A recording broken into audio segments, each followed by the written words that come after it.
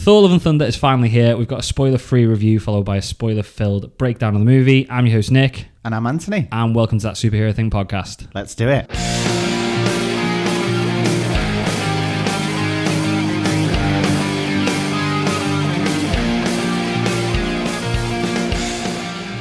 Anthony, I've got to admit I was wrong. This isn't the whole review, but I came out of it the first time saying I didn't particularly like it, and then I went back again yesterday with Jake, my son, and I really enjoyed it. I really enjoyed it the second time. I embraced the silliness. It was good. I came out buzzing, didn't I? You were, and I was a bit like in a mood because I didn't know what to think. Much. I was confused. I was really confused. But we will break it down in full for you. What we liked, what we didn't like, and what we thought was absolutely amazing. We're going to do spoiler free first. 10-15 minutes. We'll put timestamps in the description, like we always do, and we will then do Podfans Assemble at the end because we've got a lot of people with a lot of opinions, and there's some strong opinions on this one. Oh, okay. This is like a love. Do you know what? One. I've seen a couple of articles about it actually that there's been quite mixed reactions. Yeah. But I'll talk about the critics aren't all loving it. No, I get it. The do viewers get it now as well. Yeah, I know. The stuff that's coming from the viewers, but there's a lot of people. The stuff that they're talking about, I don't get. No, but we'll go into that later. Yeah. As I said, we'll put timestamps in the description, so if you want to jump straight to the spoiler review or to Podfans Assemble, then you can do that. Don't forget as well, if you enjoy the show, please make sure to follow the show on your favourite podcast platform. Leave us a rating or review. The more subs and reviews we get, the more people will get to listen to the show. And it helps us out massively, guys. So please do that. Non-spoilers then. Be careful. Okay. Don't ruin the film. If you've not seen it yet, you can listen to this because I'll edit out anything where we spoil it. I'll edit out anything where Anthony spoils it. Yeah. No, I will. I mean, Loki's return was just... Oh, gobsmacked. Jaw on the floor. No, we'll be careful though. Right, so should we base it on my second viewing? I loved it. Yeah, I didn't at first. I absolutely loved it. I went in and it did start very silly. It did. That's not a spoiler. Like, no, it's very very. It started very silly, but it also got very serious throughout. And I think that the heaviness of the serious kind of side of it was balanced out by the fact that it was so silly in some other parts as well. Yeah, I agree. So I think kind of once you got your head around those first kind of 20 minutes, half an hour, something like that, you kind of then properly got into it. And I still did. I mean, I was laughing. Don't get me wrong. Like even in that first bit, I was laughing my head off and going, I can't believe how silly this is. Yeah. But I was entertained because I was still laughing. Yeah. So it didn't make me kind of think any less of the film, if that makes sense. It did me the first time, as I said. I know. I think it just surprised me at how... I know we're going to use the word silly a lot in this review and the spoiler one. It surprised me how silly it was. Yeah. And how unserious a lot of it was. But on the second viewing, once I knew what I was sort of getting myself in for, it felt a lot hard. Like it hit a lot harder. It felt a lot more emotional. And again, it wasn't like Stranger Things where I cried at the end or anything like that. But the first time, I didn't really feel any of it. Yeah. But, and again, it's not spoilers, but there's moments in there where it did hit me on the second viewing, but it didn't at all on the first one. Again, I think I was just surprised. The whole tone of the movie it's like they've taken Ragnarok and taken all the silliest bits of Ragnarok and just spent 90% of the film going in that direction. Do you know that the film, when the first cut of the film was double in length? Really? And Chris Hemsworth said when he saw the kind of raw version of it, he said it was batshit crazy. Can you imagine? So I can imagine how much silliness was in there. Somebody asked Taika Waititi the other day if he was going to do a director's cut, and he said no, because he said director cuts are shit, I think he said, or they're really weird. So no, he's not going to. But now I kind of want one. Yeah, it's going to be 4 hours. Although do I? Because again, I didn't. Some of the silly stuff, again using that word, some of the silly stuff was the stuff I did not like it.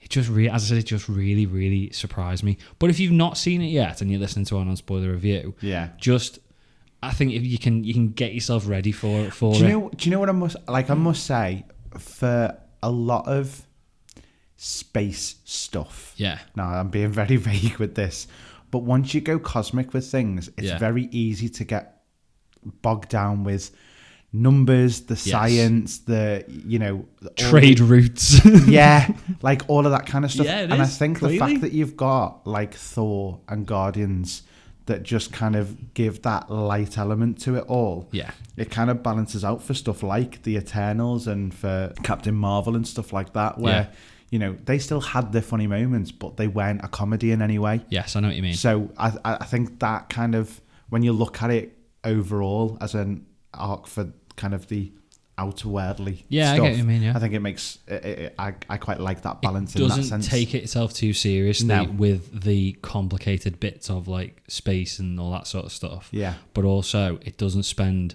any time really bogging itself down in the technicalities of all that either. Yeah. It's just that, and again, it's not a spoiler, but it's like there's no explanation as to how this person can travel from here to there. Maybe tiny little brief explanations, but they're really like, you know, lightly dropped in, and you'll find yourself questioning things about like, how did this person get to this place and stuff like that. And it was only on second viewing that I was like, oh, okay, that's how that happens. But as I said, you'd probably find if it was half an hour longer, because it is one of the shortest MCU movies in a while, then you probably would have got that. But I don't think it would have helped with the enjoyment of the film. You've got to take it as what it is. It is a comic book movie, this, and we'll get into a little bit more detail in a second, still non-spoiler, but it's a comic book movie. And Marvel seem to be leaning more heavily into the funnier side of things and the less serious side of things in certain aspects, even like the costumes, which we've talked about for a little while now.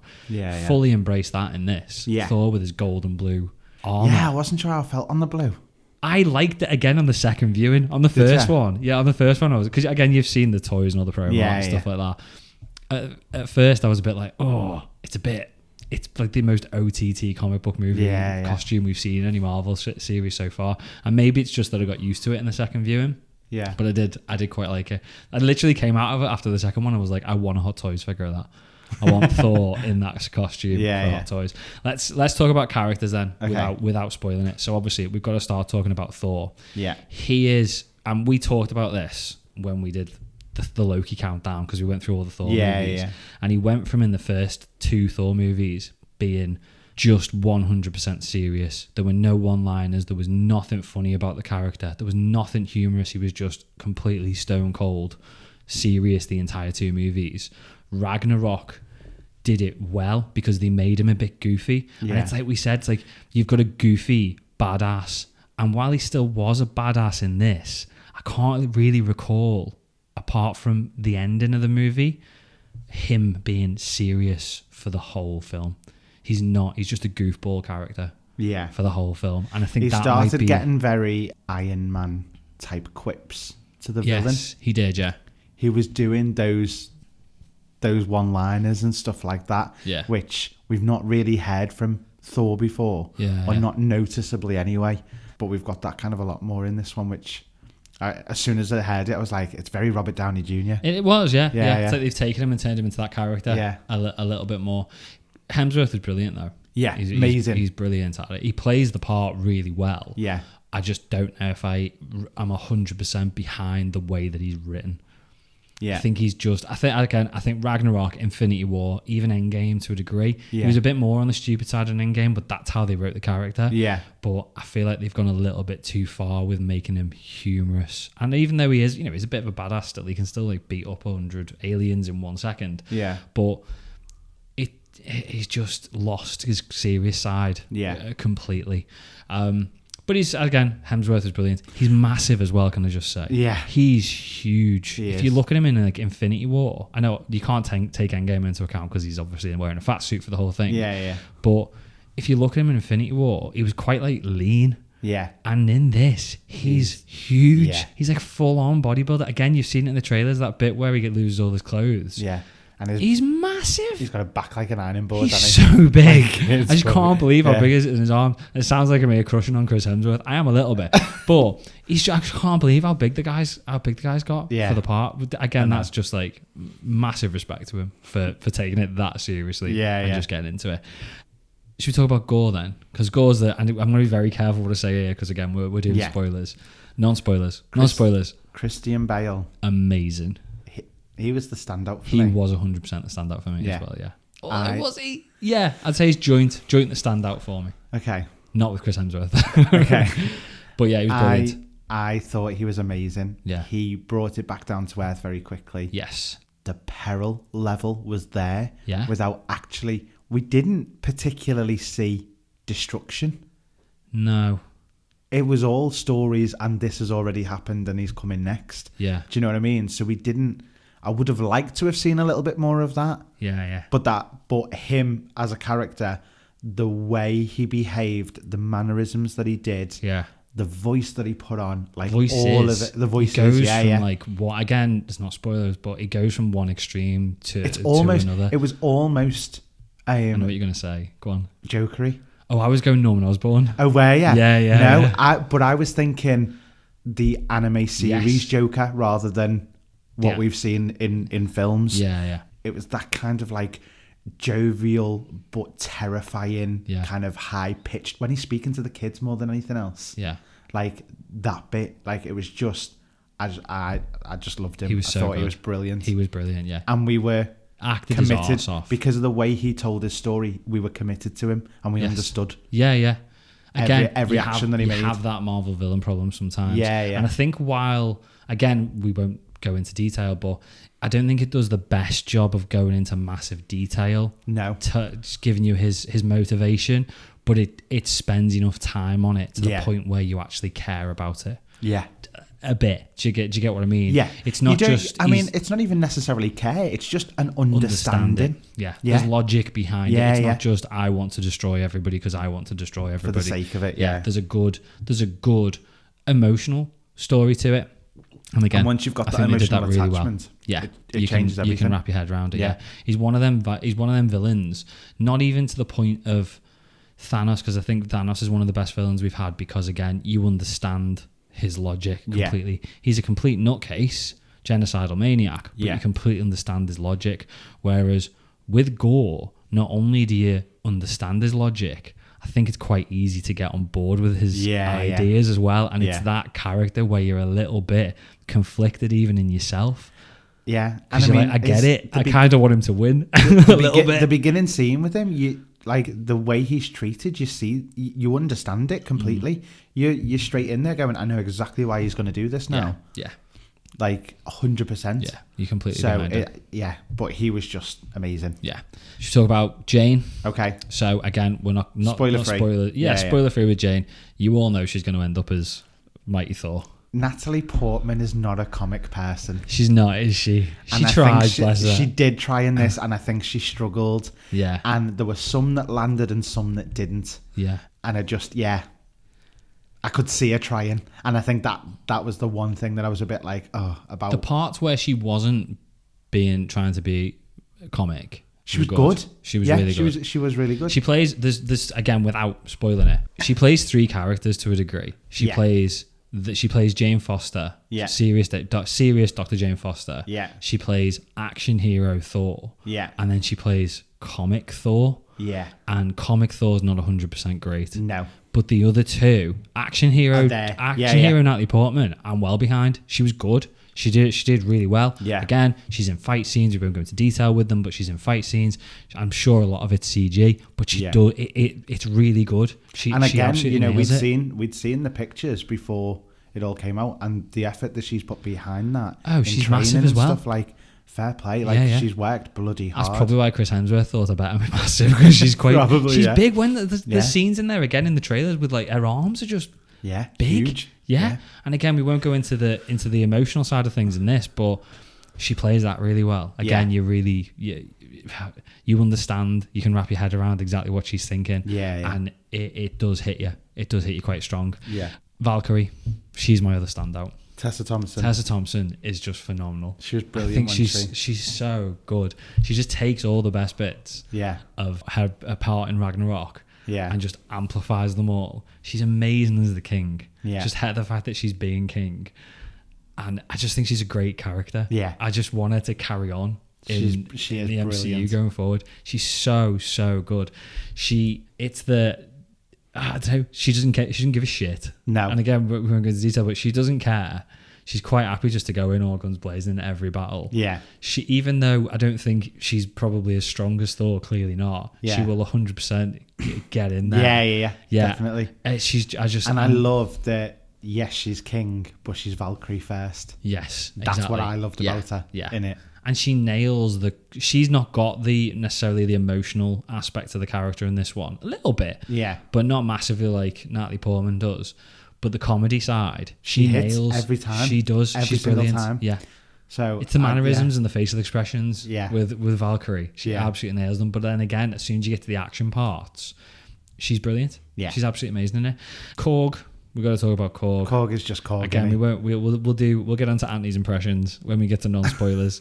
But he's good. He irritated me a little bit. Did he? Yeah. I feel like in the first one, in Ragnarok, he was used a little bit more sparingly than he is in this one.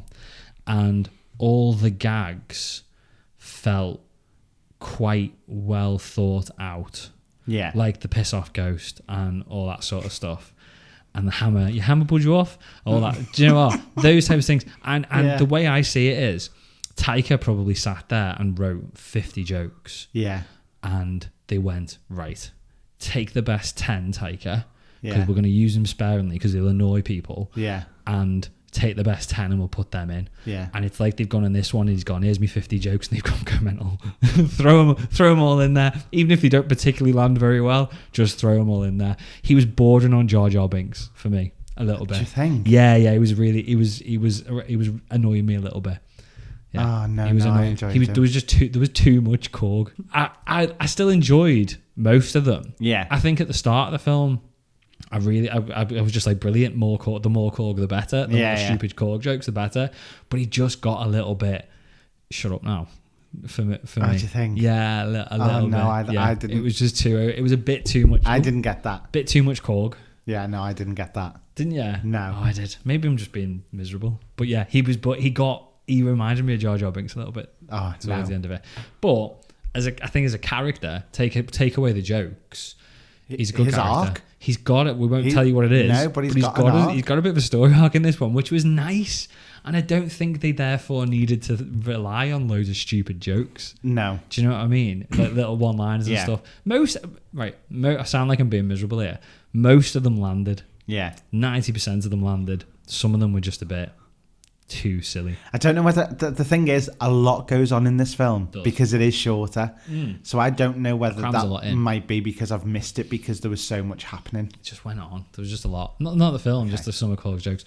Let's wrap up with a bit of the story then. I was going to say, were we going to talk about Russell Crowe at all without any spoilers? Be careful what we can say about Russell Crowe, other than the fact that he's amazing. He, in my opinion, was amazing. He was good. He was fantastic. His portrayal was different to anything we've seen before of the character. Yeah. You all know he's in it. We know he's in the posters and everything. Yeah. And I thought in that scene, he just nailed everything that he had to say. Yeah, I agree. And every mannerism that he used, everything that he did to make that character what it was. It wasn't what I expected. It wasn't what I expected at all. No, but I thoroughly enjoyed him. It was good. Yeah. Story-wise then, is it what you expected? No. Okay. I actually thought, well, non-spoiler. I'm trying not to say the wrong thing. Yeah. I thought it was going to be a bit bigger than it was. Yes, I agree. Seeing as we were involving gods, I thought we were going to get a bigger thing there. But it doesn't mean to say that what we got wasn't good. Like, I thoroughly enjoyed it. Yeah. I thought everyone had a good story in it. I don't think there was any weak points in the story. No, I agree. And I think that it wrapped up well as well. Yeah. Oh, I do. So for me, I think as a contained story, it was brilliant. It was a lot more intimate of a story than I'd expect from a Thor movie. It doesn't really sell it as being that intimate of a story from the actual premise of the movie. The premise is very comedic. Like, let's be honest. No, but it's big. The whole when you think if you sit there and say, like, in 3 words, which we won't, or 3 lines, which we won't do because we're doing non spoilers, what the story is. Yeah. It sounds like it's going to be a big story, but it's not. It ends up being quite small, and as I said, intimate with not that many characters involved. But again, I like that. I think it's probably the first Thor. It's probably not Thor movie, the first Marvel movie in a while where it's not dragged in major players from other movies as main characters. Now that's not to say there's no cameos. Again, I'm being very trying to be careful what I say on the spoilers. But it doesn't matter. I mean, there are either. But it's like if you look at like Doctor Strange, and even Ragnarok, it's buddy movies. It's dragging together big main characters, and this is the first one that's not been sold as that for a little while. And whilst I quite like it, I kind of want more of a direction as to where it's going, which we'll break down a little bit more in the non-spoilers. Give us a mark out of 10 then for anybody who's not seen it yet who wants to know whether it's worth watching. For me it's like I'd go 8.5. I'd go 7.5. I think it was 7.5 to 8, but it's good. I think it's a solid movie, guys. It's absolutely solid. I think people are being a little bit picky. I was as well. But you've got to enjoy it for what it is. It is, think about it, guys, it's a comic book movie. It's a comic book superhero movies. And I know they can be done seriously like Winter Soldier.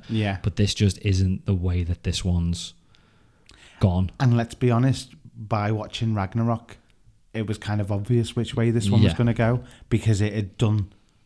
They've gone full Taika Waititi. It was the best response they'd had to a Thor movie to that point was Ragnarok. Yeah, exactly. So they were like, that's what they like, let's give them more of that. They've gone dark and serious in the Dark World, and it just didn't work. But do you know what? They've done dark and serious in this, in my opinion. There are moments in this. There are moments. And the balance that is there for me, so I was happy with it. Yeah, it was good. Yeah. It's good.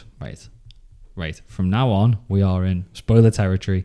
If you've not seen it, pause, go and watch it, come back to listen to what we said and listen to Podfans Assemble. Let's talk about the opening then.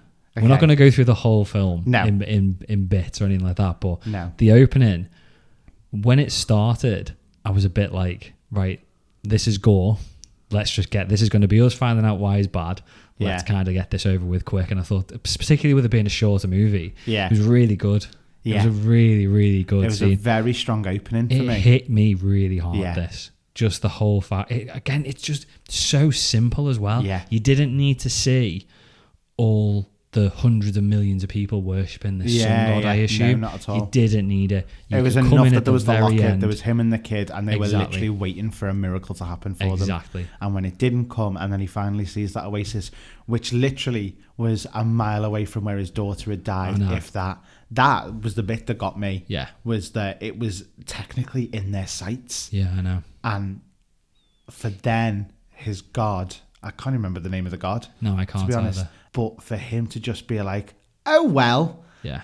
Whatever. Unlucky. See you later. I know. Yeah, like, I mean, it even made me go, I'd want to chop his head off and all. I know. Yeah. Like, I completely get it. Yeah. And then I liked the whole sword and the whispering and it like being drawn to him and possession, stuff like that. Wasn't it? Yeah, kind of, yeah. And it made me wonder whether we'd get a similar aspect to Jon Snow's character, you know, at the end of Eternals. Yes. Because of the whispering that he was getting and all that kind of stuff. Yeah. It made me think, could there be kind of some... Is there some sort of link? Yeah. Yeah, I didn't even think of that. So, I don't know whether there's anything in that. But it just reminded me of it, so I was like, okay, I'm feeling this. Yeah, it's good. And I was won by that straight away. Yeah. You know, the gods have let his family die and then didn't give a shit. No, I know. It's not the normal opening, though, to a movie. I thought we were going to open with like a Thor battle, funny, comedic Thor battle. So that took me by surprise. Well, that was the second scene, wasn't it? It was the second scene. Well, we got the montage, didn't we? Yes, of him sorting out his body and all that kind of stuff. Korg telling the story over the top around a campfire type setting. Yeah. Like, it was just, I loved that. I thought it was brilliant. It was clever. And I thought, like, they're doing the chains. Yeah. with the skeleton of whatever that was. Yeah. Like, brilliant. Yeah. All of that kind of stuff was just... It was brilliant. Fab. That was when, from literally that whole scene. Yeah. With even the montage, the Rocky training montage, right up until him doing that fight. Yeah. It just went full on silly. Yeah. It was full on. Like, this is the tone of the movie. Yeah. Love it or hate it, this is where this is where we're going. This is where we're going. Yeah. And again, there were a couple of moments there where I thought it was a bit silly, like when he got on Stormbreaker and flew it like a broom. I forgot about that. That was amazing. It was It was so good. I didn't get it the first time. The first time I watched it, I was like, what's he doing? Because you started laughing and everyone in the audience laughed. And I was like, have I missed something here? And then I saw him fly past and I missed him getting on it for the first time. But that was just like, right, this is where the movie's going. I was like, no, he's not. And then he went. And then you just see him in the distance. And I was like, yes. It was so good. Is so stupid, but brilliant. It was boss seeing the Guardians again. Yeah. They've proper like gelled now as a full-on family. You know that from Peter saying, you just look in the eyes of the people that you love, and obviously you get the funny bit where Thor glances over to him and stuff like that. But they're such like an absolute little family unit. Bond, even with Kraglin in there now as well, with the Finn getting married on every planet he goes to, which is fantastic. The opening fight, because obviously we know that basically Thor is now just about peace, really, and he'll only fight if he's really needed, basically. But I like that. I quite like that aspect. I'm taking it because he's not the anger took over him, and this is him going, I need to go back to basics now. Exactly. And, I've got where's it got standards me to uphold and things like that. But it's a massive contrast to if you look back at Thor from Thor 1 going into Jotunheim and just destroying things just because he wanted to fight. Yeah. The massive story and the change that you've seen in that character. Yeah. I love that. And the opening battle. Even from Endgame. Yeah. Even from Endgame with the whole trauma of Thanos. Yeah. Because it hit him hard. Yeah. And the way he's come out off the back of that now. Yeah. He's come out balanced. He's went from one extreme to the other, and now he's like a perfect balance in between. It's like he will fight and he will defend people, but only when he really needs to. But then there's also the obliviousness that's come into it now as well. But very godlike though, I suppose. It's like, I'll only get involved if I need to. I'm not going to get involved in sort of mortal problems, maybe to a degree, but if I'm needed and the bad guys are winning and they shouldn't be, then I'll step in. Yeah. It's probably a good way to be if you're going to be the god, not just getting involved every 5 minutes. Yeah. The opening fight with Guns N' Roses, Welcome to the Jungle. Hilarious. So amazing. It's really good. Such a good choice from Taika Waititi. And obviously we get that all the way through. Stood there staring at him like, you know what I mean? Like when he does the split and like Star-Lord's like, oh.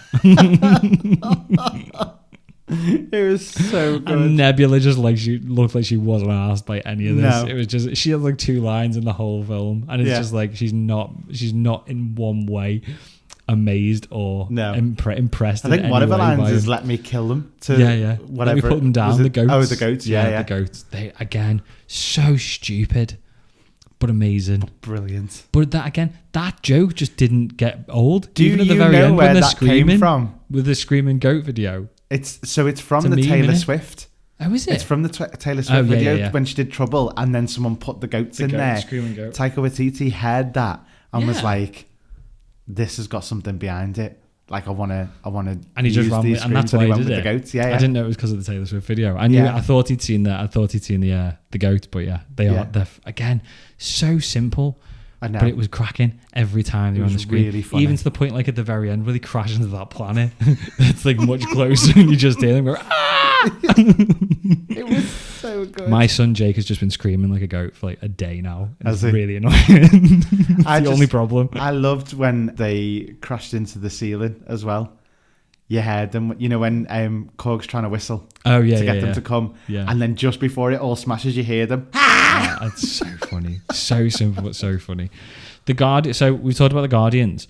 There's a moment, isn't there? And I didn't notice this on the first one, but I thought it was quite a good moment that when they see what's-her-face Sif on the monitor. Oh yeah. And then he turns around. Thor turns around, and Star-Lord says, "Maybe we should split up." And you physically see his shoulders drop and his head hunched down, and it's just like he doesn't want to be on his own. It's like he still can't cope with being alone. I know he's not, because he's got the goat and Korg, but it's not the stupid, funny Thor that you see for the rest of the movie. And obviously he makes not a joke of it, but he's saying like, "Oh, you'll all be all right without me. You take my ship. The crew will be devastated," all that sort of stuff. Yeah, but you'll get. And Nebula's like, "Can we go now? Let's go."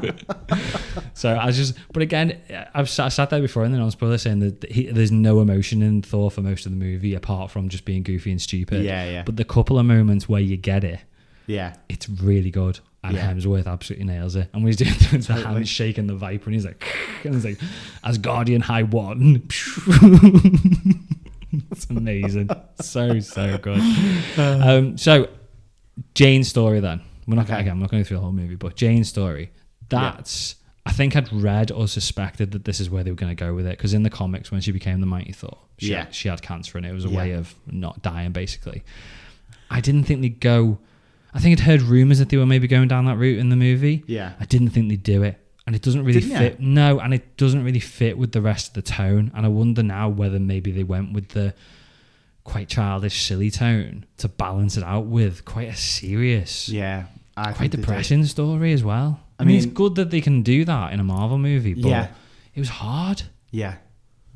I mean, we haven't seen Jane in a long time. No. So, this is something that probably went on for ages, but we've essentially just cut back into her story at this point. It's not like they've not dragged it out with let's watch all the follow-ups. We got a very quick flashback of her finding out, basically, didn't we? When she's doing the tests and stuff herself with it. And then it was, what's his name from the... He's been in all of them so far, hasn't he? The Stellan Skarsgård. Yeah, Selvig. That's him. Who's now absolutely fine, considering the last time we saw him, he was running around naked. Yeah. He's like, all right now. Yeah. Now he's a cancer doctor. And he was the one that obviously tells her and all that kind of stuff. And we got a bit with Darcy. Well. We did get a scene with Darcy. I thought we'd see, once she was in it, I thought we were going to get more, and we didn't, and I'm a little bit gutted, if I'm totally honest.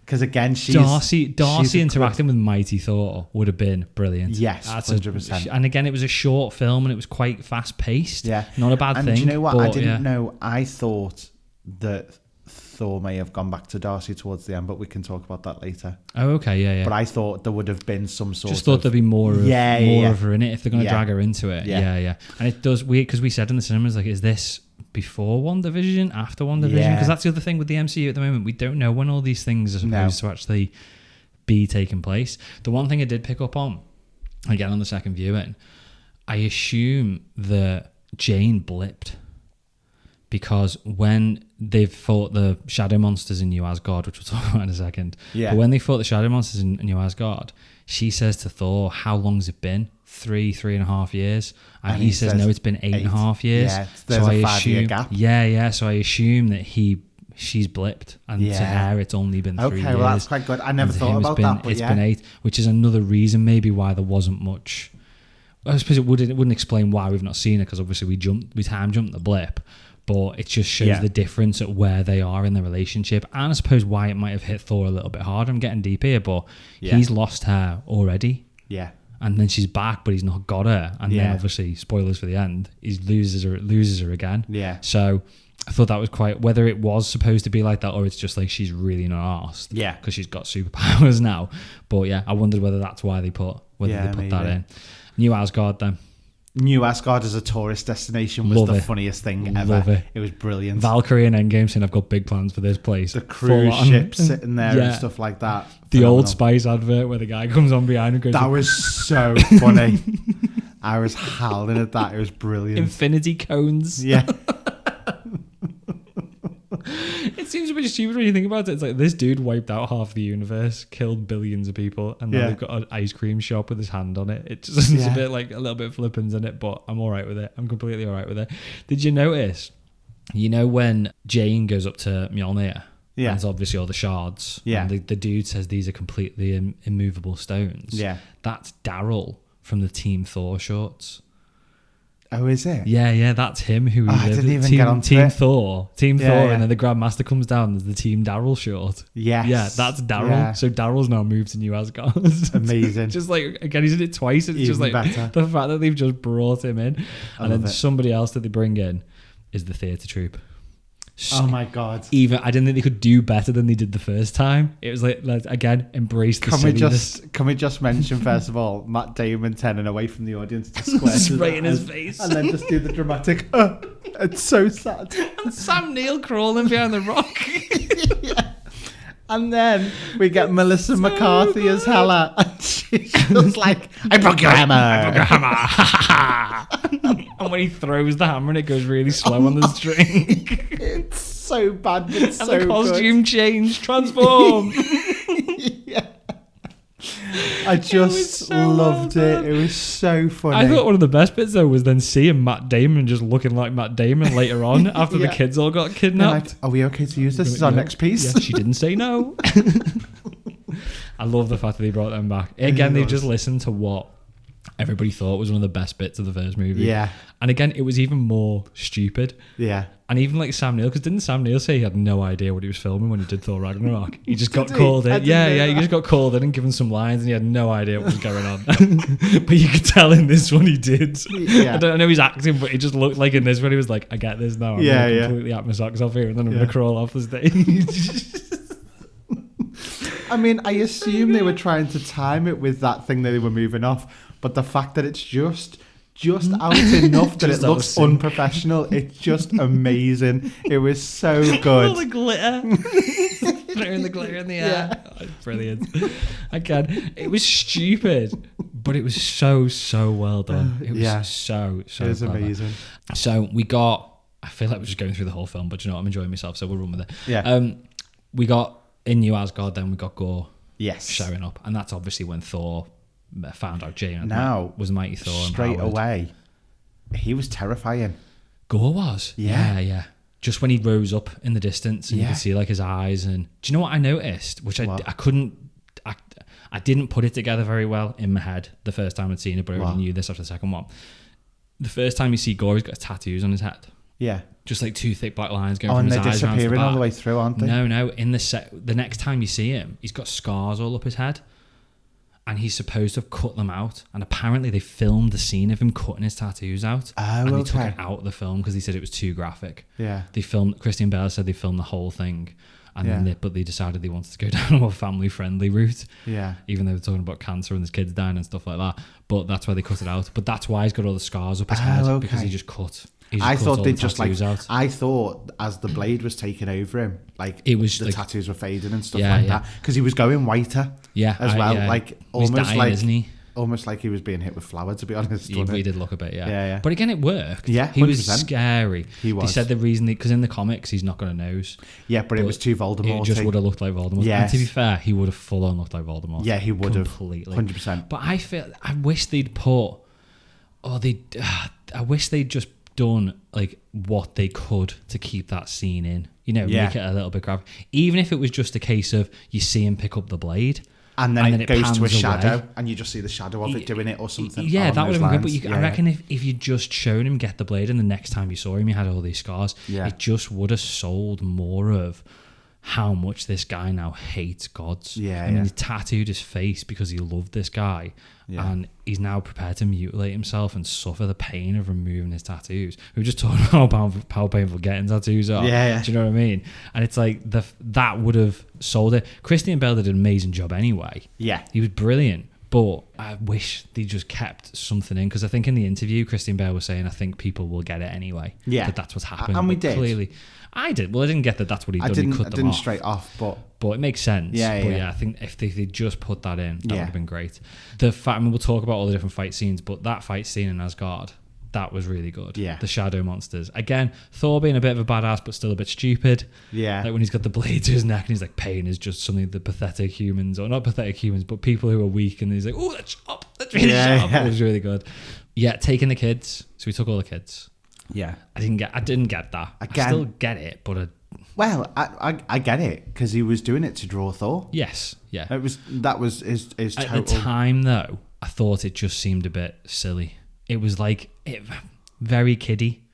He's kid. I mean, it made sense. Yeah. But obviously, it made sense. But I feel like they maybe should have laid a little bit more clues as to that's why he's doing it. Oh no, I got it straight away. I didn't. You thought? Oh, did you? Yeah. You just got onto the fact that he was doing it to draw Thor. Yeah, 100%. I know, I didn't. I'm just being stupid. Clearly, I didn't pick up on that at all. I was like, why is he taking the kids? Yeah. I don't know what I thought he was going to do with them, but I just thought it's like he's just trying to cause havoc. I didn't even twig onto the fact that that's what it was. I knew it was because he was clearly just me being stupid. As soon as it all happened, it's like, what's the worst thing you can do to bring a hero? Is take the kids. Yeah, I suppose. So that was just my initial go-to. What did you think? Because we'll talk about Omnipotent City in a minute, because that was phenomenal. Yeah. But what did you think of the love triangle between Mjolnir and Thor and Stormbreaker? Okay. ridiculous but funny as shit. Like, I really enjoyed it. I still, on the second viewing, still think it was stupid. Yeah. Yeah. It was, I mean, you've just said it was ridiculous as shit. It was a bit more funny on the second one, but I think that's probably the little bit that maybe crossed the line a little bit for me because it was too stupid. Yeah. Like the bit where he gave Stormbreaker a beer and then started like tickling him and scratching him. It was a bit like, what's going on here? This is weird. I feel like they could have even done that story but not gone as full blown on it. Like the bit where it's like, because when we got the flashback of Thor and Jane, because we got like to Abba's our last summer, which I thought was so well done. Yeah, absolutely brilliant. But it's like he's talking to me on the air there and he says like, I love you, buddy, and look after her. I promise you'll look after her and stuff like that. Yeah. And that, again, is more of a relationship that we've ever seen Thor have with any of his weapons. I can't believe I'm saying that. It's a really weird thing to say. But it was okay. It was pushing in a weird direction, but it still was okay. And then they just took that and went, fuck it. Let's have him cuddling Stormbreaker and tickling his chin and going, and stuff like that. It just pushed it a little bit too far for me. I mean, when Stormbreaker when Stormbreaker just came into the shot, that did get me. I was gone with that. That was funny. It was funny. Like, it was all funny. To be fair, I agree with you on the. I'd forgotten about the drink and the tickling. Yeah. I mean, that was weird. A bit too far. Yeah, it's weird. Yeah. But then again, you know, its whole existence is like. I know. It just seemed.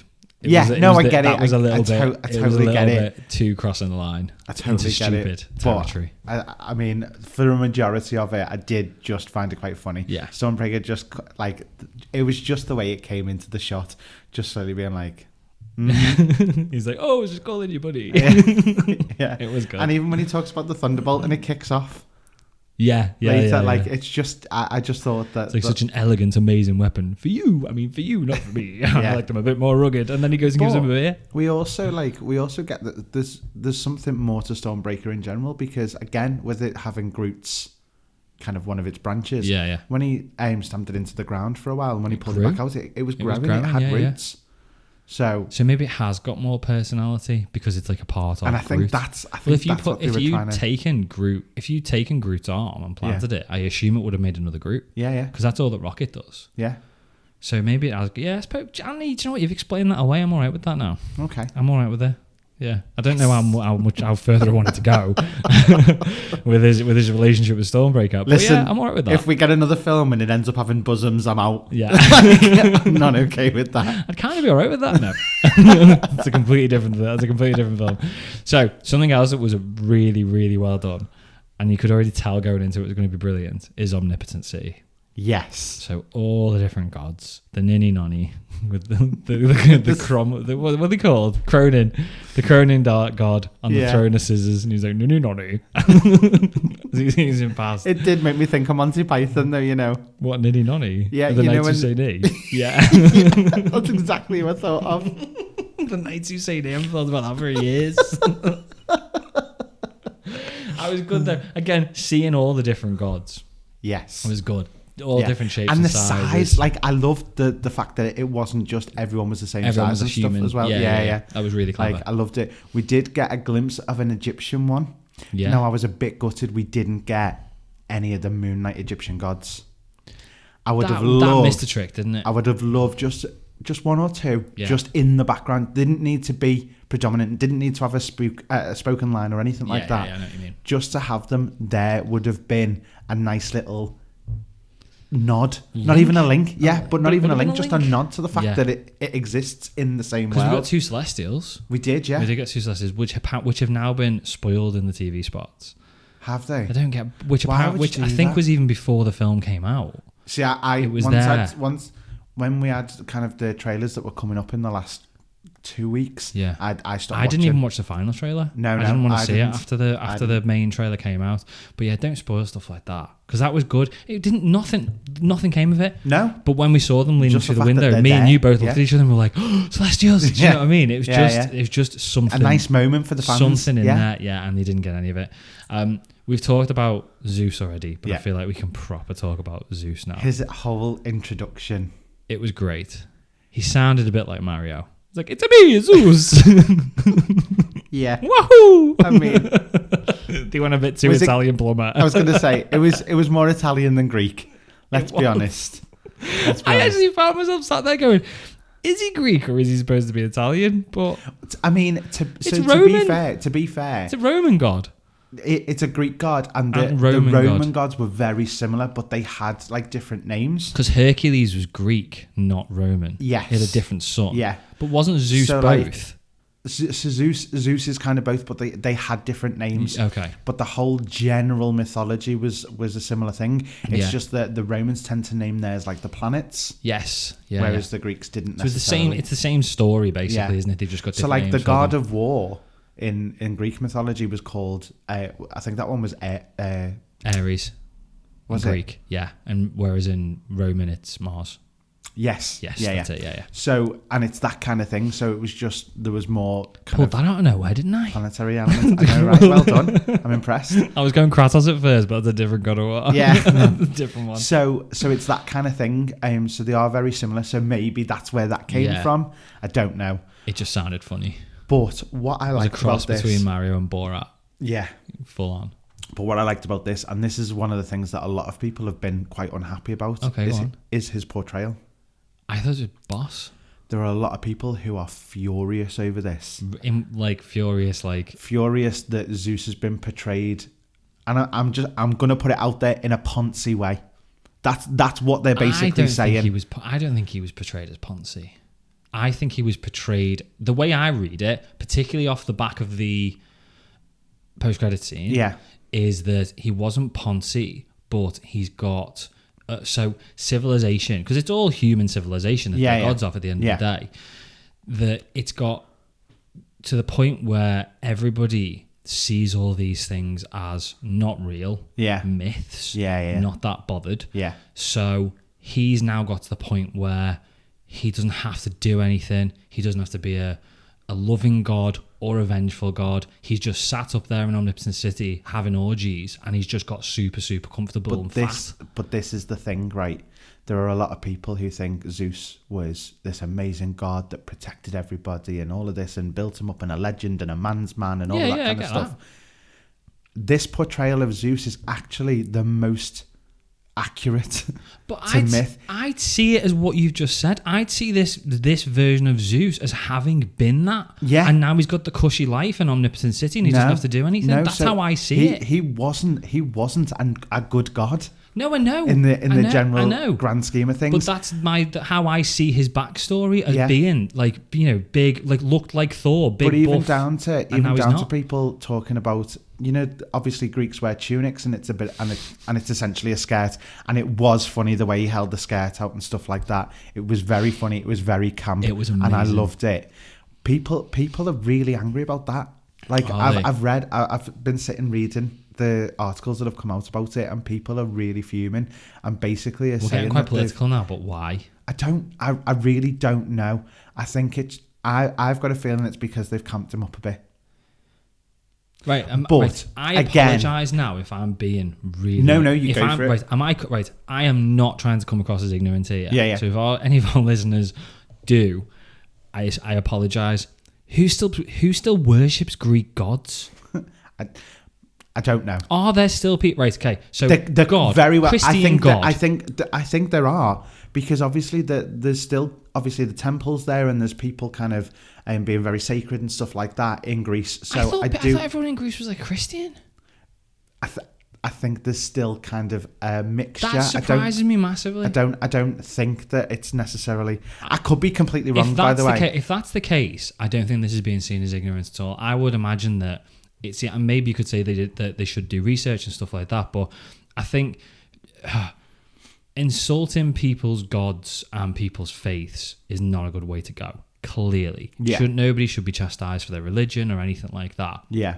The way I see this, though, is that with certain gods, and again, I apologize, I'm not trying to be ignorant, but the certain gods that we know who, in my opinion, people don't actually worship anymore. They're like ancient civilizations worship gods. Yeah. So Zeus and Hercules, I wasn't aware that anybody still thought that's my god. Yeah.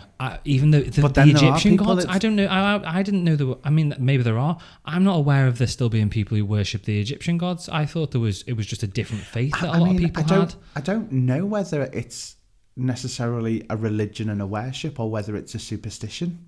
Maybe. I just thought closer to that. That's why they were fair game in TV series and stuff like that. And again, I'm not trying to be flippant about it, but that's how I saw it. In Egypt, there are still people who use kind of the god of fertility and stuff like that when they're trying to have kids and things. I suppose, yeah. To a degree, and that's why I kind of say it more superstition-y rather than necessarily religion. But again, I don't know. And, if somebody knows the answer to this, then we're more than happy to kind of hear you out and take it on board. Definitely. Because it's, it's a learning curve for all of us, isn't it, at the end of the day?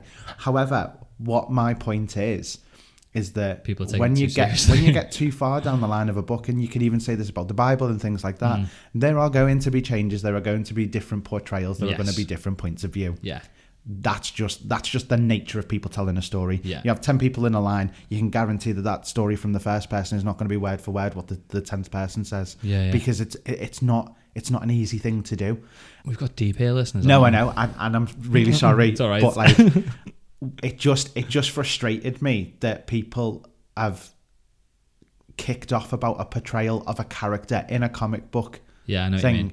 When it's actually more accurate to the mythology of. But can I just say, you've hit the nail on the head there, right? Okay, this is not a portrayal of anybody's Greek god. This is a portrayal of a comic book character. This is a portrayal of Zeus from the Marvel comics. Yeah, not somebody else. No, do you get what I mean? Exactly. I also think, and I'm not going to stay on sort of like the whole like the religion thing, but I feel like with the response this movie's got on Twitter and social media in general, and from the critics and everything like that, and I know it's silly, and I can completely understand why some people wouldn't have liked it. I get why a lot of people wouldn't have liked this, because it's not the same tone that most Marvel movies have been. But it feels like we're just picking at everything now.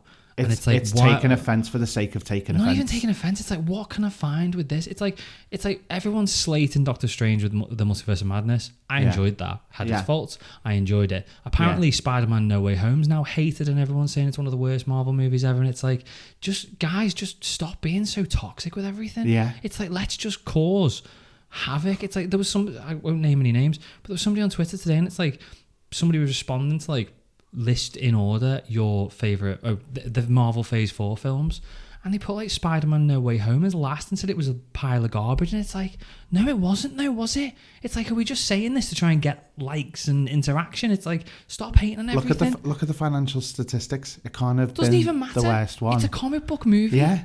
It's a comic book movie. It's all for entertainment. Everything off. Yeah. And I know we review things, but I don't feel like very often we sit there and... I mean, we're not enjoying Ms. Marvel particularly at the moment. No. But we're not slagging it off. We're not particularly negative about it now. No, we just say we don't enjoy it. We'll point out the bits that we think haven't worked and our reason for it. But I don't feel it's an opinion. Exactly, but we're not... And I suppose you could say all these other things are opinions as well, but it feels like some people are going to massive extent to try and diss things to sound... controversial. At the end of the day, it's like somebody making a fucking podcast. hundreds of people per film have worked bloody hard to get that out. Exactly. And no matter what, that's 12 to 18 months of their lives that they've spent to kind of put that together. Yeah. And for you to just kind of not even say, I don't like it and here's the reason I don't like it, you just go, it's shit. Yeah. Like that, because that's all you'll find when you read most of the toxic comments. That's all you get. Yeah. You get a very basic, I just didn't like it, meh, and then it all becomes insults rather than reasoning behind it, and that is the difference. Yeah. So it's not a perfect movie, this. No. And hopefully we're criticising it or critiquing as a non-alcoholic beer, this isn't it? Critiquing it in a way that isn't sort of like it's shit because it's shit. Yeah. But it's like, I didn't enjoy this bit because of this. Yeah. And that's what we try to do. Yeah. But if we don't, call us out on it. But go for it. Do you know what? I'm happy to have a conversation. But yeah, stop taking things so seriously. It's a comic book movie. It's entertainment. Just enjoy it. But Zeus is boss. Amazing. The flipping around the thunderbolts, doing all the tricks with it and stuff like that. Yeah. Can I borrow a thunderbolt? And he does all the tricks. It was totally no. It's just like he's the celebrity of the gods. Like, you are not invited to the orgy. Do you know what he reminded me of? And it's the best, like the closest. You know, in Night at the Museum. Yeah. Is it this? I can't remember if it's the second one or third one. Hank Azaria. Yeah. I can't believe you crossed the line. Like, it's that kind of stupidity, but it was brilliant. Did people kick off when he played Ra? Because he's playing Ra, isn't he? Yeah, yeah. Did people kick off when he played that? Not that I can remember, but I was probably like a bit too young to pay attention to what other people were saying. It was good. The whole thing at Omnipotent City was fantastic. I just loved the fact that they played up to it. Yeah. It was still kind of like an arena. Yeah, it was. In the sense of kind of, because the Greeks had the arenas and gladiators as well as the Italians, the Romans, all of that kind of stuff. And so to kind of have that be in the setup of the main room in the Omnipotent City was just brilliant. And the fight was brilliant. The fight was awesome. So well done. Korg, as much as I didn't like genuinely thought he was dead at that point. I did, 100%. I was totally gone with that. That was the end of Korg and for us. I was devastated. And I was gutted. As annoying as he was a little bit. And then we just said, I'm under all the rocks. Korg. And there he was, his little face. Yeah, I'm glad he wasn't dead. Yeah, I'm glad he wasn't dead. So, again, that also, fight was brilliant. Tessa Thompson in that scene with the fighting. She was great. They cut that scene where she licked her sword from the trailer, though. Yeah. All the gold blood. I thought that was a really blood was amazing. Such a good choice by Taika Waititi because it's like you can be super violent but get away with it. Yeah, because it's a 12A. Yeah, even in the very start when Gore stabs that guard in the neck. Yeah, and the gold blood starts pouring out. It's like this is perfectly okay for kids. Yeah, and it was really well done. And the fact they were absolutely caked in it afterwards. Yeah. I thought it was really, really good choice. It was brilliant. And then her little flirt with one of the women that were on the podium. Absolutely. Brilliant. The little kiss on the hand and the wink. Dead cheeky chappy type. Yeah, she is. She's amazing. She's such good. I've seen Tessa Thompson a few things. I mean, she's in Creed. She's in Creed 1 and 2. Okay, yeah. And I've seen the first series of Westworld. Yeah. She's in that, but I think she's got more of a prominent role in series 2, 3 and 4. So I want to catch up with that because that was really good as well. But she's Tessa Thompson, I just think is such a good actress. Yeah. I'm surprised she's not bigger than she is. Yeah. I mean, I know we know her because of Thor and the Marvel movies, but I feel like if we didn't, we wouldn't know who she was. No. And I think that's an absolute crime because she's so good in everything I've seen her in. Yeah. I think she's got a lot more to come. Yeah. To be perfectly honest. So after we ended up in Omnipotent City, loved the whole thing. The goats rolling up to Sweet Child of Mine. Perfect. So well done. And we went to that shadow planet. Now this was one of the best bits of the movie. Yes. So the whole interaction with Gore was amazing. He went full on dark. He went full on Voldemort here. Yeah, and it was serious. He was like dragging each one over at a time. It's like he brought Valkyrie over and he's like, "You're Valkyrie." He seemed like dead impressed. He's like, "Oh my god, it's Valkyrie," sort of thing. This is amazing. And he knew all about her past, and he just used it to rip it to pieces. Did the same. He fed on their fears, basically. He did. Like, that's what he was doing. Even with Thor, and then the whole battle when he eventually called the axe. Like, call the axe. I mean, first of all, brilliant to turn it black and white. Very clever. Fantastic. Like that. Yeah. Because that didn't think it was at first though. It was a bit like, oh god, here we go, black and white. So well done. Yeah. So well done. Because the use of colour was amazing. Sorry. Yes. Go on. Yeah. Because taking all that colour away, you had a visual segregation as well. Yes. So it was, it was like, okay, this is real now because this is pulling you away from all that fantastical stuff we've just seen. Yeah. All the gold spats of colour and the rainbow road with the goats, all of that kind of stuff. And suddenly all the colour's just been drained from everything. Yeah. And I was like, it's getting serious now. Yeah. That's it. Like, and then I say we're getting serious, and then the goats crashed into the planet, which was hilarious. Funny. Yeah. Even them running around you had zoom out to the planet and them all fighting and stuff. Yeah. And you saw that it actually wasn't a very big planet at all. No. It was like you don't watch Dragon Ball Z. It was like King Kai's planet in Dragon Ball Z. It's just a tiny little planet. You can run around it and all that sort of stuff. Yeah. But it was just brilliant the way they did it. And again, him just stepping out the shadows and appearing. Gore. Yes. Like, again, terrifying. Yeah. Absolutely terrifying. Definitely. And I think he's been I would go as far as saying he's been the scariest villain so far. Scariest, yeah. Because he's the best. I don't think he's been the best, but I think he's been the scariest. Yeah, I agree. because it's the whole stepping out the shadows and just suddenly being there, and the glowing teeth and the eyes and all of that kind of stuff. It's those things that frightened you as a kid. Yes. It was the what's in the dark, it's the glowing eyes, all of that kind of stuff. The things that you see and it makes you double take. And taking the kids out of the beds and all that sort of stuff. It was like the boogeyman, wasn't it? Yeah, totally. Yeah. And I loved that whole aspect of it. I just thought it was brilliant. And on the planet, so going back to that, the actual fights were brilliant. And again, such a good use of colour, because it used the colour that did show up to drag you to where it wanted your attention. Yeah. And the bit, it was cartoony. Yeah. The way that the shadow monsters even moved, it's like they weren't moving in the same frame rate as everybody else, all the characters. They moved at like 24 FPS, where everybody else was moving at 30 FPS, and they just like Wallace and Gromit, like plasticine models. Yeah. And it's weird that we've gone to the point where we used to use them and they used to look like that, and now we're making a creative choice to make them move that way, and it just made them feel not real. Yeah. Even though they clearly were threatening. But yeah, I think that was. You'll be surprised at what my favourite part was after the first viewing, but that was one of my favourite parts. That whole planet was absolutely brilliant. We clearly are going through this in order now. Sorry guys, I know we said we weren't going to, but I enjoyed this film. I really enjoyed it. So before we got to the final part, I suppose, it got quite serious, and obviously we found out the severity of Jane's cancer. Yeah. And again, it said you knew what was coming. Yeah. 100% knew what was coming. Very different to what I thought it was going to be going in. Yeah. We said this, didn't we? Because we thought that, I think a lot of people thought this was going to be the end of Thor's story and Jane stepping up as the mighty Thor. And it was essentially the opposite. Yeah, I think it still left you where it could have gone to that point at this point.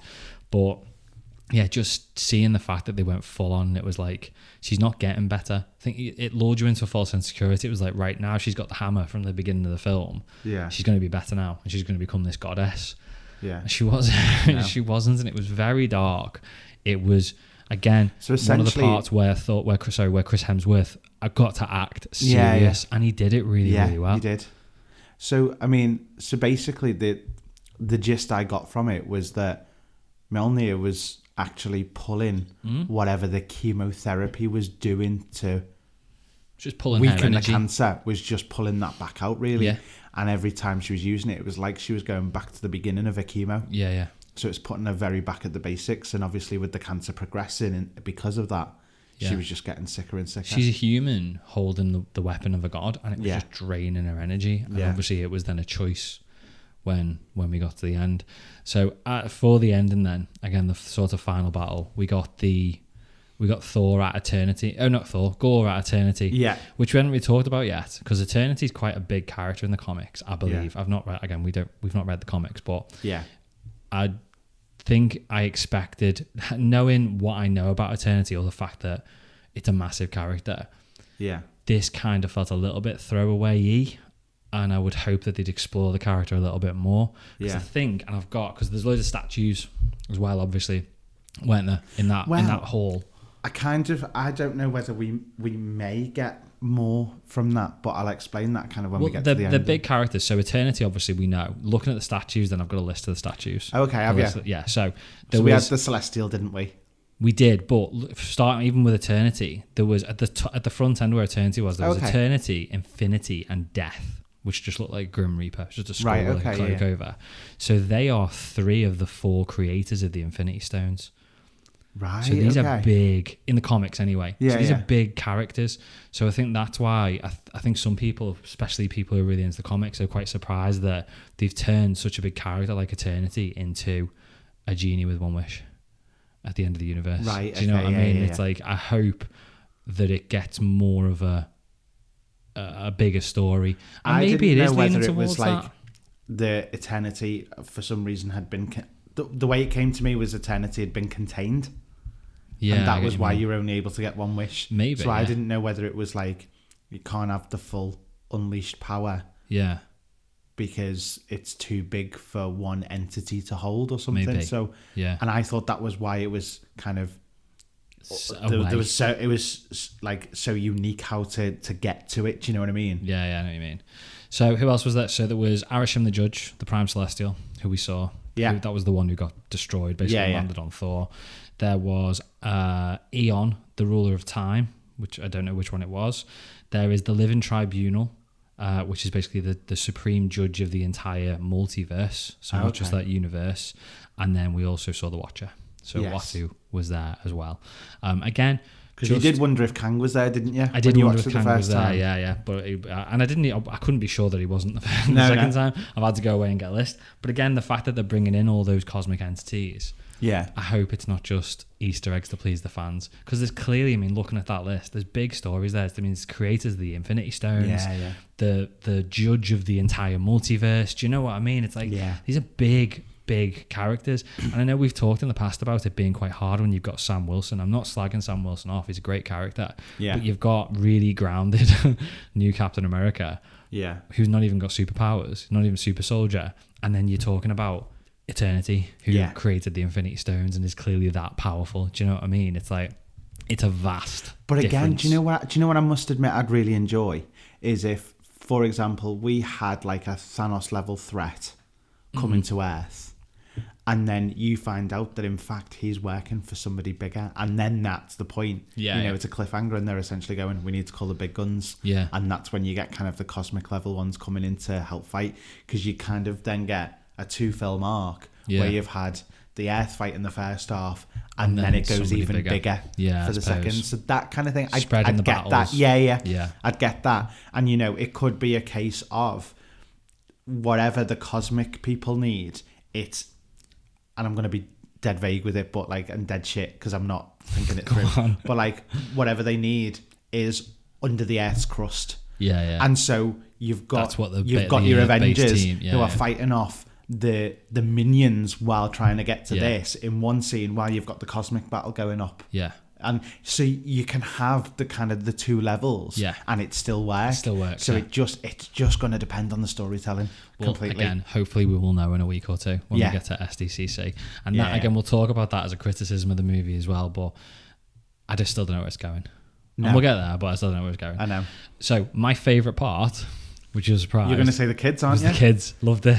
Hated it the first time round. You were like, why have they done that?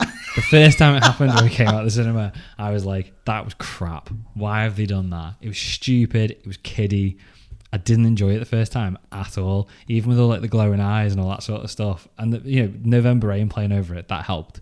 But I didn't enjoy it at all the first time. And then the second time I went in there, and when it was happening, I got goosebumps, and I was like, oh my God, they're going to get powers now, and I really enjoyed it. I don't know what. I don't know why. So what changed? I don't know. I just really, I think it's because it took me by surprise the first time, and I think this is the biggest critique I'd have of the movie. And I get what, and I would implore anybody who's watched it once who didn't really feel it, go back and watch it. Go back and watch it again. I just didn't know what I was going into.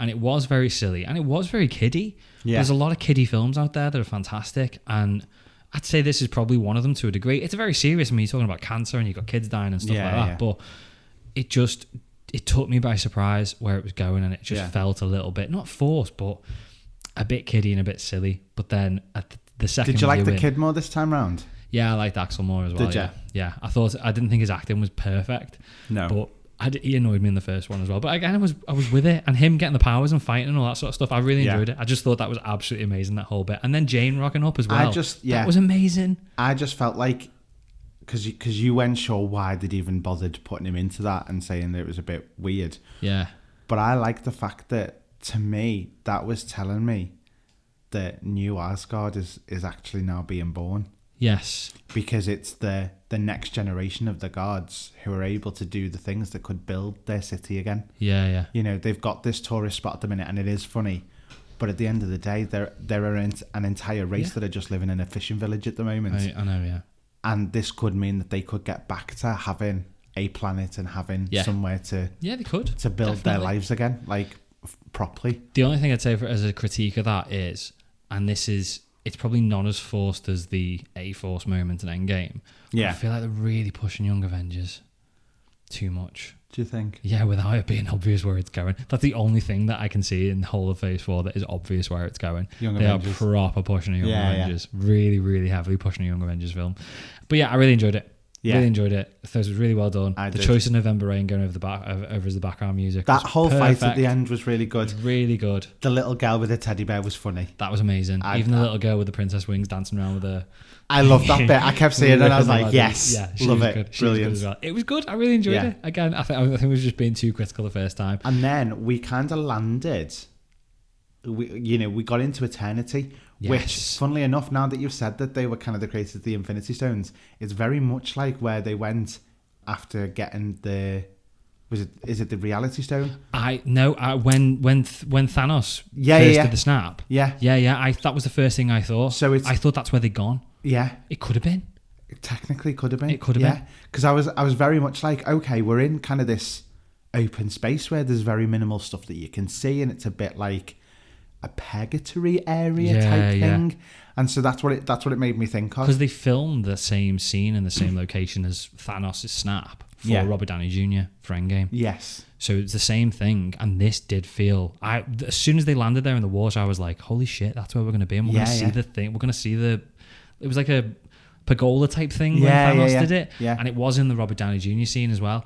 But that's what I thought we were going to see. And we didn't. But it's got to be the same plane. So it's very similar. So I was just wondering whether that was... Yeah. But now that you've said... Because I didn't even know that was them that had made the Infinity Stone. So that makes a little bit more sense now, which I thought was quite cool. It's got me questioning stuff. I mean, I only found that out today. But it's got me questioning stuff. Even like the fact... So we'll get there in a second. I won't skip ahead of that anymore. But we get Jane dying. Yeah, again, we've already said, didn't expect that. We were kind of jumping. We were jumping back and forth, weren't we? Was Gore going to use his wish to save Jane? Was he going to? Obviously, the idea was that he was going to use it to kill the gods, but we knew that wasn't going to happen at this point. Yeah, but it was whether he was going to save Jane. Yeah, let himself make sure that he goes to whatever plane his daughter is on, or bring his daughter back. Thought he'd they were the save three Jane. options. I thought he was going to save Jane. Because when he said, bring your daughter back, because Thor says, don't bring her back, use your wish to bring her back, kill the gods, do whatever you want, it's your wish. Let love win. It was that kind of thing, wasn't it? And I thought, and then he said, I can't bring her back, she'll have no one. Yeah. And then I thought he was going to go, but I'll go and see her. But you've still got someone, so here's your... So it surprised me massively. It did. It surprised me as well. So right up until that point, I thought Jane was going to survive. Yeah. So it was a surprise. It was. It was a surprise when she went. And again, the fact that Thor... I mean, even at that point, Thor could have sacrificed himself and given his power to Jane or something like that, and it just didn't go the way that I thought it was going to go. Gor's daughter then, Love, because that's what it says, that's what she's known as. She's got like purple glowing eyes, like the Power Stone. Yeah. I've only just hooked onto that. I'm going to wonder whether these are we going to get maybe or not human, but human-ish embodiments of the Infinity Stones? Well, my question was, is she now a human form or a form in some way of entity? No. Eternity potentially, but she got the power. Well, she didn't have the power of a god before. And that's what I was wondering: is that Eternity, and has Eternity escaped? And are we going to have some story about the fact that Love is actually quite dangerous? She's gone to have to be a big character because that's Chris Hemsworth's daughter, India Rose Hemsworth. His sons are in the film as well as like young versions in the cage. Of Thor. Yeah. Maybe one of them was in the cage. But I think one of them was young Thor.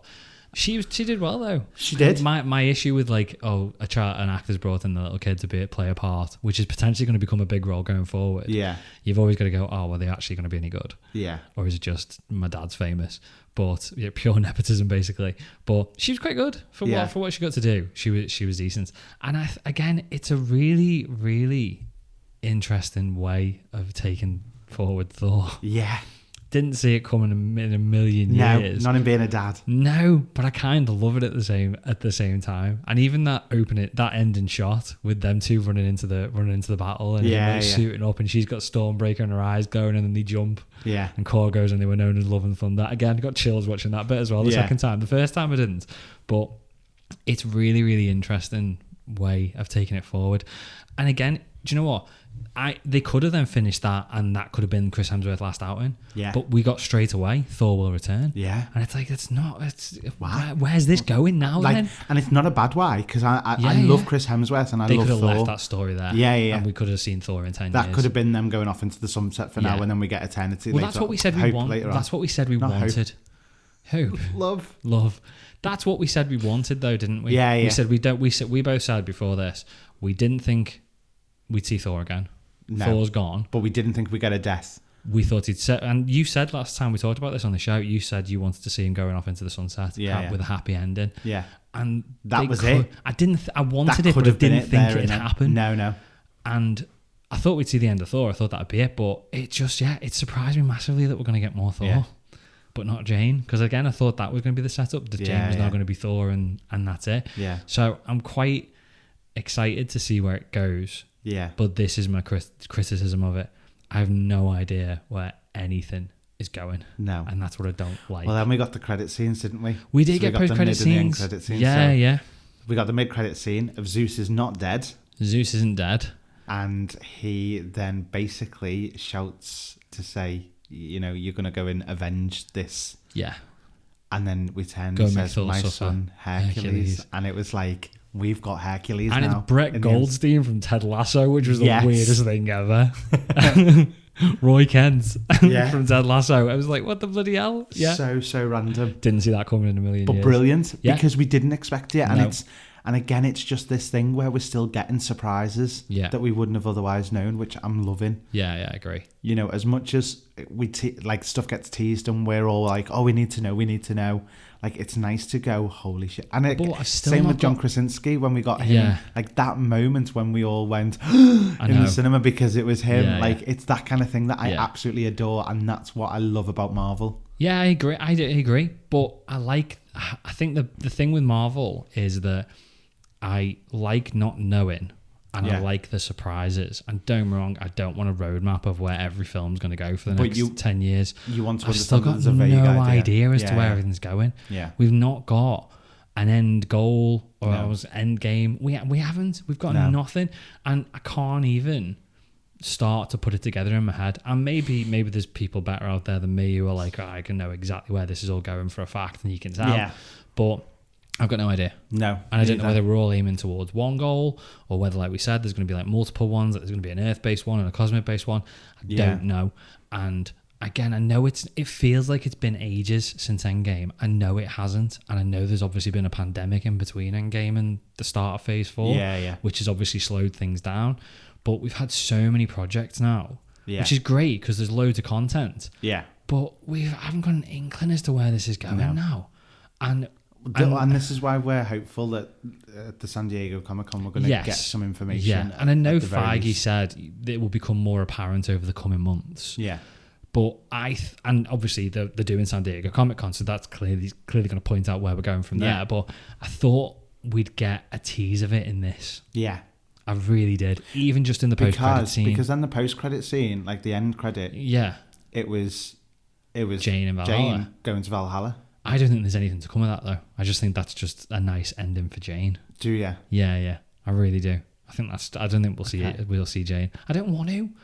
No, I don't. No, she's done now, and that's. I don't mind seeing her again. And again, we need the death to be the death. Yeah, it's the consequence. We need to have it as a consequence. Yeah, it'd be like Robert Downey Jr. coming back, and as much as that'd be amazing to have Robert Downey Jr. back, it would just completely rubbish everything from a story perspective. Yeah. And I think if you bring Jane back, Jane made a sacrifice at the end of the movie. Yeah.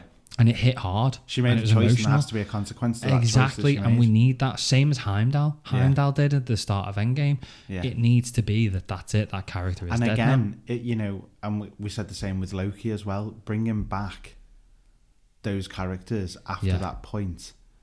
Like it diminishes Thanos in a way. It does. And I know that we've kind of got Loki back. I think Loki's his own. And they point that out at the beginning of this. It's like he lost his mum, and he lost his dad, and he lost his brother, and he lost his brother again, and he lost his brother again. But that's Loki. Funny as that's hell. Loki though, isn't it? And Loki's the character who you can do that with. I think once you've brought him back to life once, the fact that they've kind of made it that this is what he does. Yeah.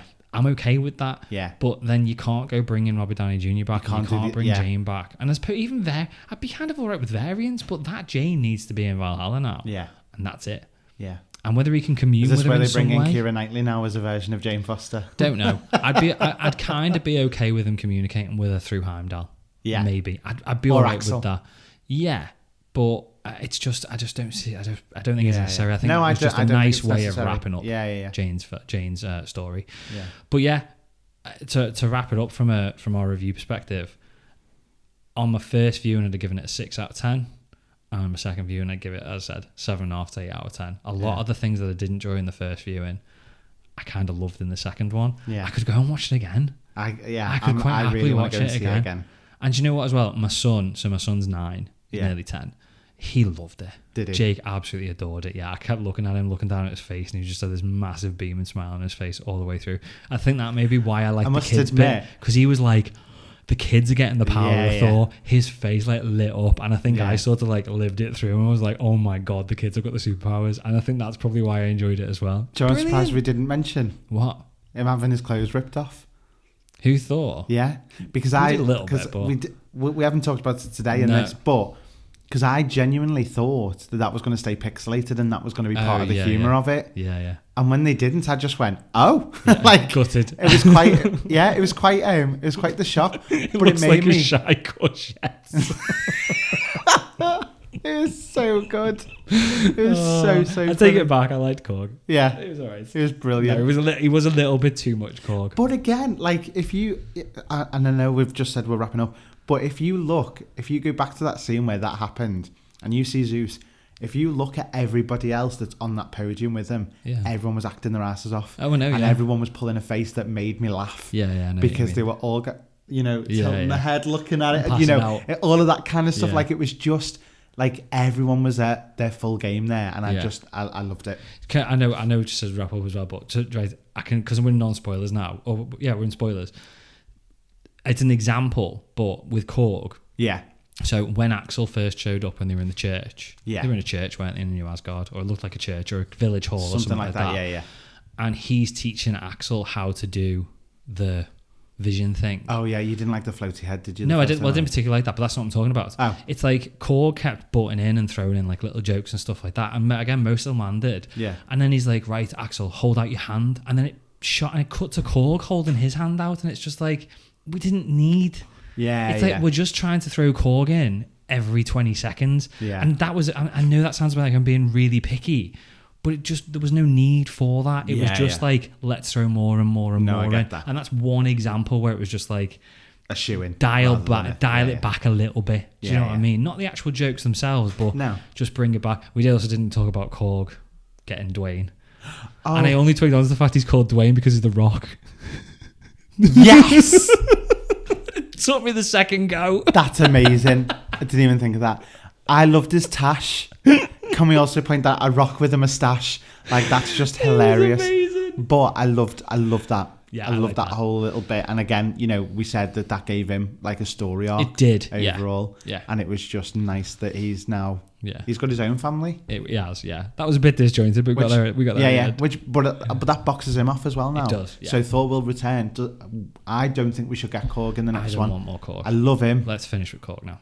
But that's his story done now. Yeah, I'd be okay with him being in New Asgard with his son and Dwayne. Yeah, at the start of the adventure, and then we leave Korg. We don't need Korg coming out and fighting again. Bring Valkyrie back. She's amazing. Do you know what? Like, I just want to see him kind of there, and then he's like doing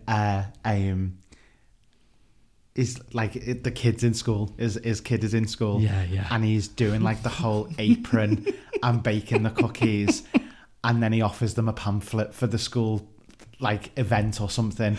Yeah. Like something dead daft like that, and then that's enough. And then you see him like doing a little wave with his apron on it, something like as they shoot off.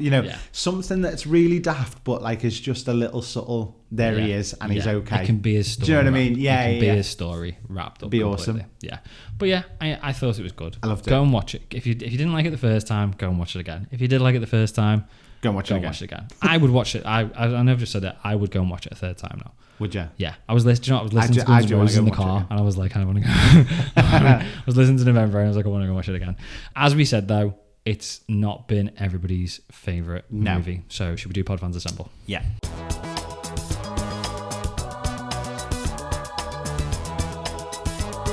Pod Fans Assemble. Okay, so as normal, we did our poll. Let us know what you thought and drop us a comment. 47% loved it. That is low. I get it though. I don't agree, but I get it. 35% said it was okay. Yeah. and 18% hated it. I don't get the hate. I mean, I loved it on the second go. I'm repeating myself, but I loved it on the second go. But I can get why people might have gone in and gone, that was bang average. Yeah. Because it was too silly. Yeah. I don't get the hate though, guys. No, I don't. I don't get that. I don't. So Davey AK said, lots of laughs throughout the theatre, for me particularly at the Screaming Goats, every single time. And I was exactly the same. Yes. Like, every time you heard them scream, I was like giggling to myself again. I was just it was the moments that they got them in. It's like that one when you got the planet, you forgot they were even there and it was quite serious. And then they just threw in the scream. It was good. It was so good. Also loved the comedy of Thor's various relationships. First half felt too fast, almost rushed. Last half was better. Okay. Do you know what? I'd never even thought.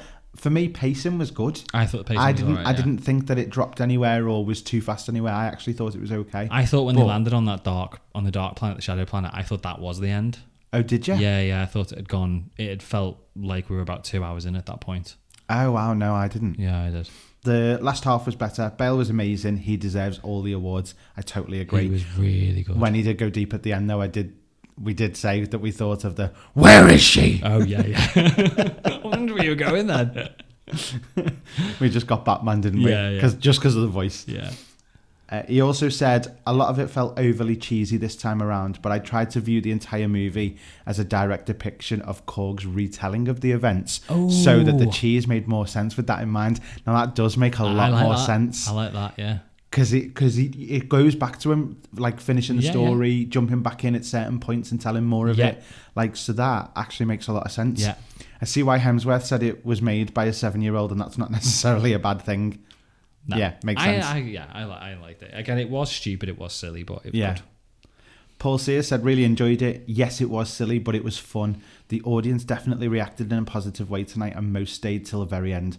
Still can't believe some people still leave as soon as the credits start rolling. Me too, because we had loads walk out, didn't we? I would say we had about 6 or 7 or 8 people just walk out. I said even more than that, because there were ones on the opposite, because we were obviously kind of more towards the right. Yeah. But there were people that left on the left-hand side as well, and I was quite shocked. What do you do? But we went Thursday night. We were there opening night. Who goes to Thor or any Marvel movie opening night and doesn't straight stay after for the work end credits? and doesn't stay? No, it's weird. It's so odd. Yeah. It's like they've just gone, what's on a Thursday night? Oh, this Thor film, we'll go and watch that. God, they must have fucking hated this. He finished anyway saying Thor's come a long way since The Dark World. Definitely. Totally. In a positive way. Yeah. Danger Mouse. Hilarious. Funniest movie I've seen in a very long time. Funniest MCU ever. Much better than I expected. Okay. Brilliant. I mean, I'll take the love every time with a film. Like, I'm okay with it. Yeah. We've then got Ethan United. Okay. Essentially, it's a flag as the thing. We're super hyped. Maybe set expectations too high. We'll need to watch again, which we've said do. But it was heartfelt and great character development for Thor. Nevertheless, I can't quite put my finger on it, but I was left wanting more.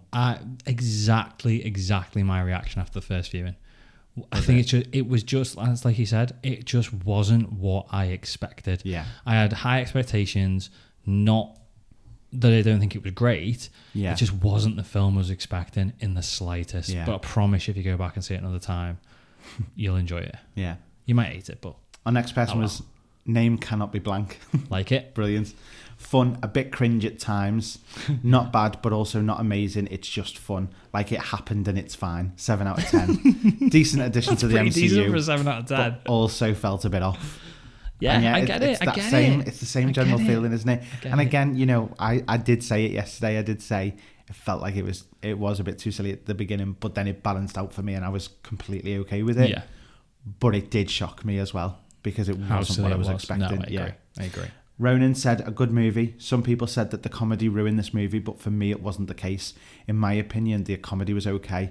I liked the action scenes and the ending was amazing. 9 out of 10. Yeah, I agree. I think all the action scenes in this were really good. Brilliant. Yeah, every so time. Well done. Yeah, all the fight choreography. I felt my eyes just darting every single time, and that's the one downside to being in the cinema when you've got fights that are kind of going on. I watched it in the IMAX yesterday. It was even harder. Yeah, but I can't because I'd already seen it. I knew where to look, so I was all right with it. Nick straight to the lawyers for Whiplash. Tony said, as I expected with Waititi directing, it was so bad. Oh, really?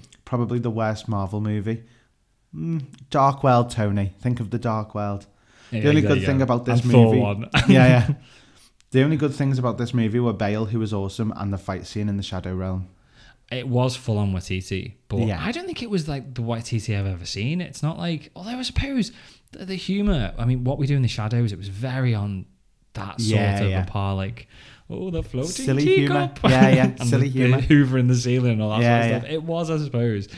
I did say on the way out, didn't I? I said, it's like they've gone, Taika, do what you want. Yeah. Absolutely do what you want. And he clearly has. But again, just you gotta enjoy it for what it is. I agree with Bale though. He was so amazing. He was phenomenal. Fair play. Really good. Alan Hangover said, just back from watching it, and I have to say I loved it. Brilliant. Amazing. Nice and simple.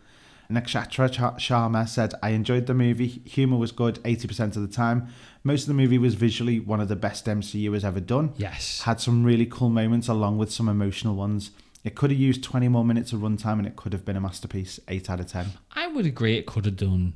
I don't think it felt rushed, but you could have filled in a little bit more with the 20 minutes. Yeah. I think if you had 20 minutes of a bit more seriousness, maybe it would have been a little bit more palatable for some people. I'm just worried if we gave another 20 minutes, it would have been another 20 minutes of fart jokes. Goat screaming. Yeah, it would have been. Yeah, it would have been 10 minutes of goat screams and another 10 minutes of Korg making stupid jokes.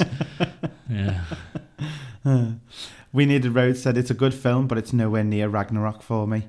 Slightly disappointed on my initial viewing, though I could have built it up too much because of my love for Ragnarok. And I think that is the problem. I think that's what most people's problem would be. I would now put it on par. I said this to you, exact same thing. I said it's nowhere near as good as Ragnarok. No. I'd put it on par with Ragnarok now.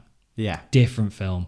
Totally different. Not like, it's the same as Ragnarok. It's a completely different film. But my enjoyment of it. For both of them, the one thing they've got perfectly is the villains. Because Hela was amazing. Yeah. Yeah, really, really well done. So... They've got no problem with villains anyway. No. That's my thing. Hello, says it was more sitcom than rom-com than Rollercoaster's superhero romp. Yeah? Yeah, I get that. So more sitcom and rom-com than Rollercoaster superhero romp. Yeah. Yes, it is fun and funny with some of the best visuals in the MCU, but its relentless silliness undercut the story's more tense and heartbreaking moments. 3.5. 3.5. I get it silly. Do you know what though? I think you've done a really good job of summing it up there with the fact that you're saying it's more sitcom and rom-com, but I don't think that's necessarily a bad thing. We've already seen with the MCU they're exploring loads of different tones and loads of different genres of movie, and this certainly was its own sort of genre movie. But I like the fact they experiment, and I know I sound like a Marvel fanboy here, but I do like the fact that they do that. But the thing is, if every movie had the same tone, it would get boring very quick. It's like, look at Morbius. Morbius was just like a 2000 superhero movie, and it was shit. And I know we haven't had one for 18 years, but it was, and straight away it was crap. It was everything you didn't want. It was like it was made in 2000 or 1998. Yeah. And it's like if we have the same tone all the way through, and the same type of story. We're 27 movies into this now. Yeah. You need to change it up, and they've gone down the pure silly comedy route. It made me think of what's that film that you made me watch that I think we did for the Patreon. Made you watch Howard the Duck? No. Spawn. Yeah. Oh, it was better than Spawn. This was better than Spawn. Oh, this was. But I mean, when you mean the tone of it? Yeah. It was like Morbius. Sorry. Yeah. Oh, yeah. I get what you mean. Yeah. Again, they were all the same. Yeah. They were all like dark, gritty, and this has gone the complete opposite. Yeah. And I think you've just got to enjoy it for what it is. But totally. Maybe the marketing should have been a little bit better because it wasn't marketed as this type of film. No, not at all. Not in the slightest. But then would people have gone to? I think people still would. I mean, it's had like one of the biggest openings ever, hasn't it? Yeah. And I think the fact that it's Thor and Chris Hemsworth has done that. I just think people didn't know what they were getting, what they were going to get from the film, and I think that's probably why people are disappointed. Maybe we should have marketed it a bit better. Jeremy Flynn said, "I thought it was good seeing an old friend again." Ragnarok said, "A movie that tries to distract from their messy plot by throwing the exact same joke at you every 5 seconds." And the romantic comedy elements are definitely there, but it's between the hammers, not Jane and Thor. Yeah, I didn't like the hammers. Yeah, no, you didn't. That was stupid. And I agree with the same jokes, because it was just a Korg fart joke every 5 seconds. Yeah. There was too much Korg. Yeah. PBJ writes, felt like a broken hammer that didn't get put back together properly. Don't agree, but I love the analogy. Yeah, I mean. Michael M said it was okay. Don't feel the urge to watch again. Jane's usage of Mjolnir is very unique and cool. There are almost teary-eyed parts as well as over-the-top silly parts, and the film didn't seem to really know what it wanted to be. Not enough time establishing Gore's strengths. 6 out of 10. Okay. Well, that's where I said about we haven't seen his destruction. We could have done with 20 minutes more. He was called the God Butcher. Yeah, and all we were getting were stories from other people. Yeah. We've heard that... We saw all the dead bodies. I would have just liked to have seen one battle. It could have... There was no need for it to be the shortest Marvel movie in a while. It could have been a 2.5 hour movie. R.E. Gore is literally saying this. We basically got screenshots of dead gods' battles he'd won, where were the fight scenes showing him butchering gods in order to give them some weight to the inevitable Thor v Gore battle. Yeah. Jane's battle versus Gore, Thor finding himself, sorting out gods, too much. Yeah. I do you know what? I whilst I don't agree with the opinion of it, I completely get everything. Yeah.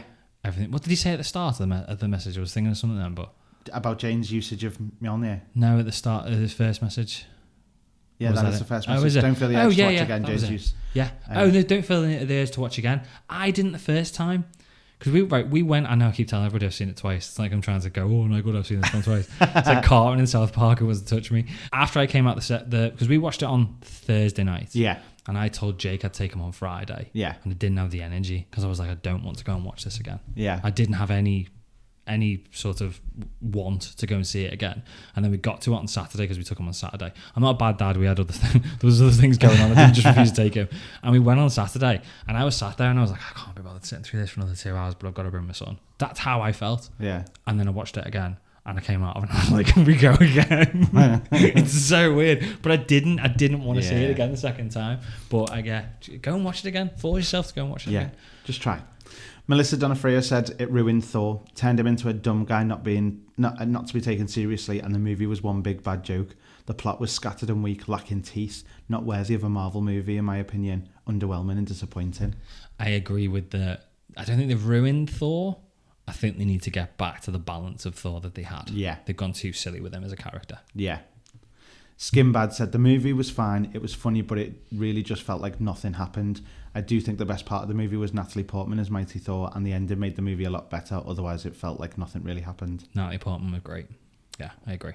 Stephen Sheffy said, thought it was okay, but Ragnarok was better. Yeah. Marvel seems to be struggling a bit this phase. Also, the movie needed more gore time. We only saw him kill one god. There you go. This is the it's the overwhelming thing that we didn't get enough of director's cut. Yeah. And it's a shame because that character's now dead.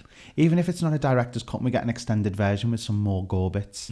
I'll be interested to see the deleted scenes, which I'm sure will come on like the Blu-ray and stuff like that. I wonder if there's a way of bringing that character back. Don't know.